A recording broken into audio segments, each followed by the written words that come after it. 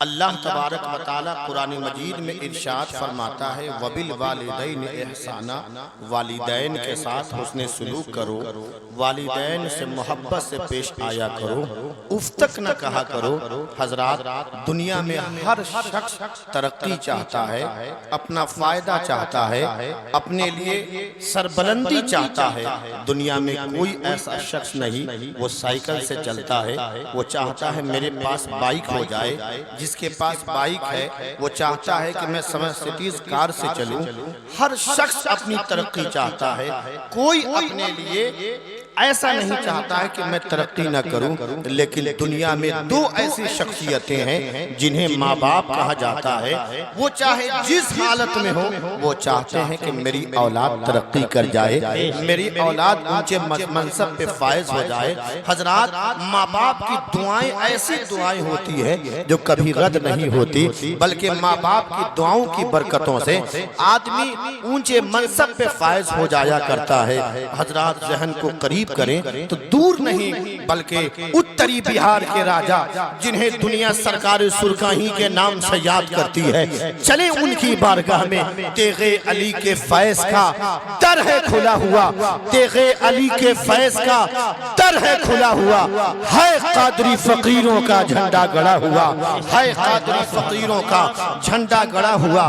حضرت سرکار سرکاہی رحمت اللہ علیہ کی والدہ بیان فرماتی ہے کہ جس طرح سے عام بچوں کا حال ہوتا ہے اس طرح سے میرے بچے تیغ علی کا حال نہ تھا۔ آپ کی والدہ ماجدہ بیان فرماتی ہے کہ جب میں رات کو سویا کرتی، عام طور پہ مائیں جب رات کو سوتی ہے تو وہ اپنے اولاد کو سینے سے لگا کر سلاتی ہے، وہ اپنے آنچل سے ڈھک کر اپنی اولاد کو سلایا کرتی ہے۔ ٹھیک اسی طرح سے سرکار سرکاہی رحمت اللہ علیہ کو بھی آپ کی والدہ اپنے سینے سے لگا کر سلاتی، اپنے آنچل سے ڈھک کر سلایا کرتی۔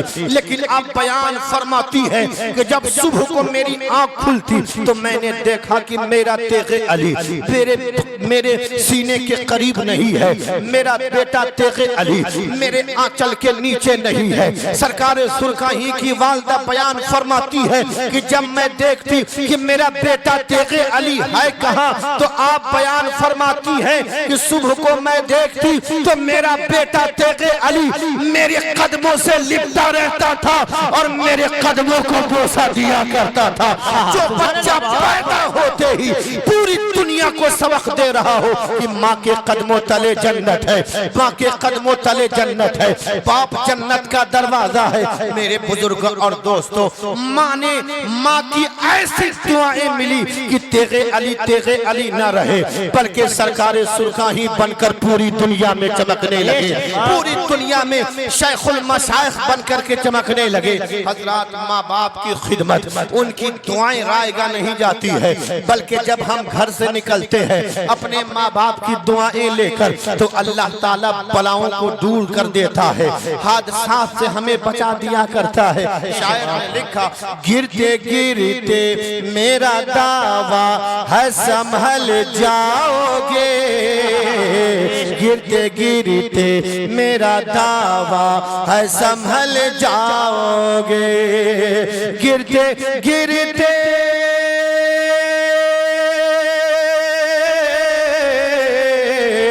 گرتے گرتے میرا دعویٰ ہے سنبھل جاؤ گے۔ گھر سے جب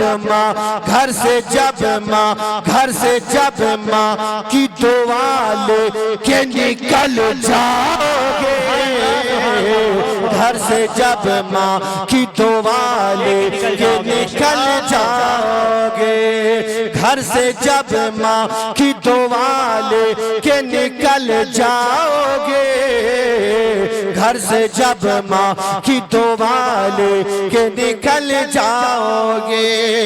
ماں باپ کی ایسی دعائیں ہیں جو کبھی رائے گا نہیں جاتی۔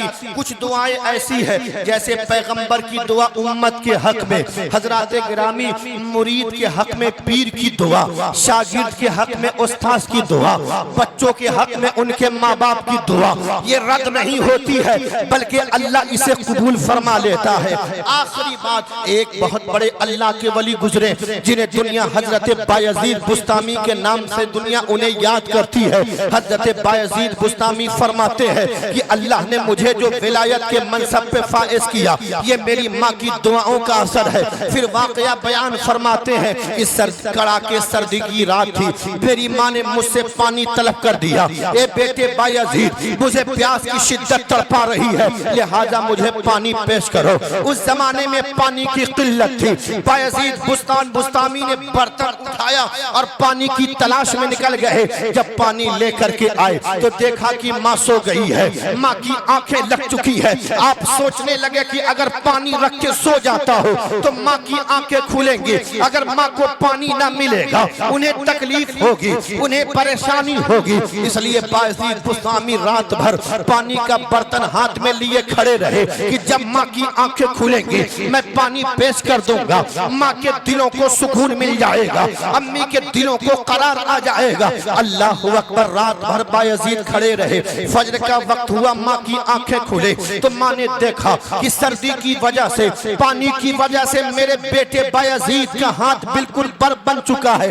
ماں نے پانی کے برتن کو چھینا، اسے زمین پر رکھا، اب بایزید کو سینے سے لگایا، کہا بیٹے پانی رکھ کے تم سو جاتے، یہ پریشانی اٹھانے کی ضرورت کیا تھی، یہ دقت اٹھانے کی ضرورت کیا تھی؟ تو بایزید کہتے ہیں امی جان میری خیرت کو یہ گوارا نہ ہوا کہ میری ماں کو تکلیف ہو جائے۔ تو بایزید بسطامی کی ماں وہ کل کی مائیں تھی، اسی پانی سے آپ نے وضو کیا اور وضو کرنے کے بعد مصلے کو بچھا دیا، مصلہ بچھانے کے بعد فجر کی نماز ادا کی، فجر کی نماز ادا کرنے کے بعد اللہ کی بارگاہ میں اپنے ہاتھوں کو دراز کر دیا، اے مولا آج تک تجھ سے کچھ میں نے طلب نہ کیا، میں غربت میں ہوں تب بھی تیرا شکر ادا کرتی ہوں، بھر پیٹ کھاتی ہوں تب بھی تیرا شکر ادا کرتی ہوں، میں بھوکی رہتی ہوں تب بھی تیرا شکر ادا کرتی ہوں، لیکن مولا آج تیری بارگاہ سے میں کچھ طلب کرنا چاہتی ہوں، آج میں تیری بارگاہ سے کچھ مانگنا چاہتی ہوں۔ ماں نے کہا اے میرے مولا، اے میرا بیٹا بایزید میری بڑی خدمت کرتا ہے، میری بڑی عزت کرتا ہے، میرا بڑا احترام کرتا ہے، اے اللہ میری خدمت کے عوض میں میرے بیٹے بایزید بسطامی کو اپنے وقت کا ولی کامل بنا دے، اپنے وقت کا قطب الاقطاب بنا دے، اپنے وقت کا شیخ کامل بنا دے، اپنے وقت کا ولی کامل بنا دے۔ بایزید بسطامی فرماتے ہیں یہ میری ماں کی دعاؤں کا اثر تھا کہ اللہ نے مجھے ولایت کے منصب پہ فائز کر دیا ہے۔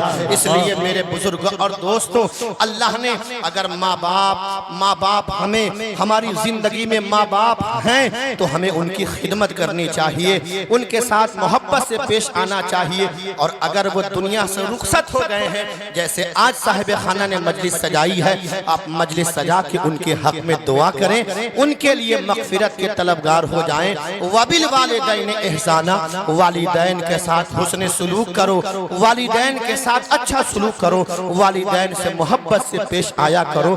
اللہ تبارک و تعالی ہم سب کی حاضری کو قبول فرمائے۔ پورا مجمع بآواز بلند پڑھ لیں، استغفر اللہ ربی من کل ذنب واتوب الیہ، کلمہ شریف کا ورد کر لیں، لا الہ الا اللہ محمد رسول اللہ صلی اللہ تعالی علیہ وسلم، وما علینا الا البلاغ۔ السلام علیکم ورحمۃ اللہ وبرکاتہ۔